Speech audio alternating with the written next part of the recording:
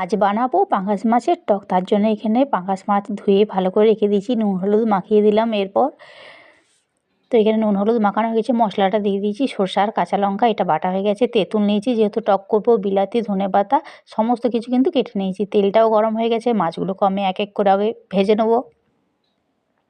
আর পাঙ্গাস মাছের টক কিন্তু খুব ভালো লাগে। আর তেঁতুলটা তো দিতেই হবে। এর মধ্যে তেলের মধ্যে দিয়ে দিলাম 5 ফোড়ন, পেঁয়াজ কুচি, এরপর দিয়ে দিলাম বিলাতি কুচি। এটাকে ভালো করে আগে বিলাতিটা গলিয়ে নেবো। তারপরে দিয়ে দিলাম সরষে বাটা, হলুদ, জিরের গুঁড়ো, লঙ্কার গুঁড়ো দিয়ে দিলাম। ভালো করে কিন্তু কষিয়ে নেবো। তো এখানে আমার মশলাটা দেখতেই পেয়েছো কষানো হয়ে গেছে, জল ঢেলে দিলাম। তারপরে দিয়ে দিলাম পরিমাণ মতো নুন, বাস আবার কি ফুটে এসছে। এরপর দিয়ে দিলাম তেঁতুলের কাঠ, তারপর এক এক করে মাছ ভাজাগুলো দিয়ে দেবো। বাহ, এই তো এরপর দিয়ে দিলাম ধনেপাতা কুচিয়ে ওপর থেকে। আবার কি একটু ফুটে গেলেই কিন্তু নামানো হয়ে গেল আমার এখানে পাঙ্গাস মাছের টক।